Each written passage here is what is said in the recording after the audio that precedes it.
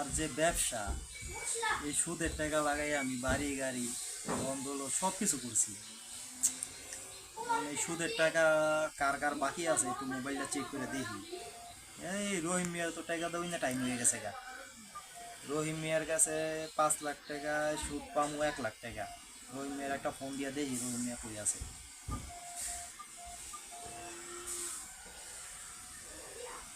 Hello রহিম মিয়া, ওয়ালাইকুম আসসালাম।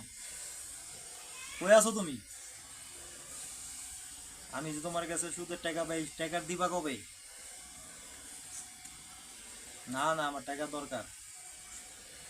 কবে দিবা? কালকে? আচ্ছা ঠিক আছে, কালকে আমি তোমার বাসায় আইতেছি। ঠিক আছে, আচ্ছা রাখি। ওয়ালাইকুম আসসালাম। মিয়া, কি খবর? ওয়ালাইকুম আসসালাম। ভালো আছো? অসুস্থ? আমার টাকাটা দাও।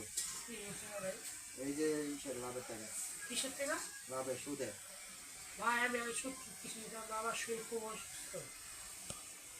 তুমি আমার টাকা দিতে হইব। কি দিতে পারবো ভাই? ভাই আমি আপনার যে টাকা 1 লাখ টাকা আমি 1 লাখ টাকা দিয়ে দেবো। আমার টাকা দিবা না? ভাই আমি সুদ নেই নাই আর আমি সুদ দিতে চাই না। ভাই এদিকে, এই যে ঘরটা আছে না, এই ঘরটার বেতনের ব্যবস্থা কর। এই ঘরটা দিচ্ছা ভাই, এটা আমার শখের বাড়ি ভাই। আমার টাকা আমার দিয়ে দিবি।